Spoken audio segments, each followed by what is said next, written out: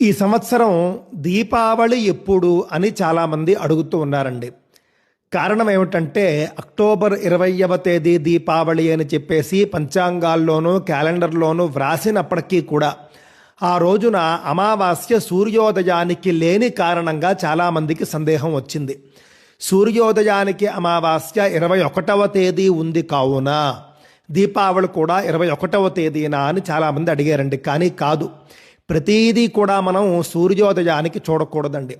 కొన్ని పండుగలు, కొన్ని వ్రతాలు, కొన్ని విశేషమైనటువంటి రోజులు ఏ సమయానికి ఆ తిథి ఉంటే వర్తిస్తుంది అని చెప్పబడి ఉంటాయి.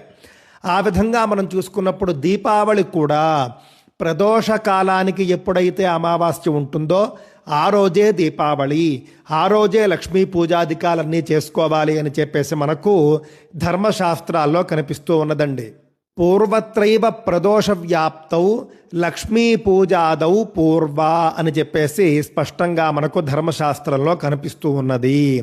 దీపావళి అనేటటువంటిది ప్రదోష కాలంలో ఎప్పుడైతే అమావాస్య ఉంటుందో ఆ రోజే తీసుకోవాలి అని స్పష్టంగా చెబుతూ ఉన్నారండి.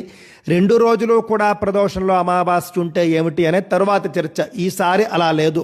పూర్వదినమే అంటే చతుర్దశితో కూడినటువంటి రోజునే ప్రదోష కాలానికి అమావాస్య ఉంది కాబట్టి అక్టోబర్ 20వ తేదీనే ఈసారి దీపావళి. ఇందులో ఎలాంటి సందేహము లేదు.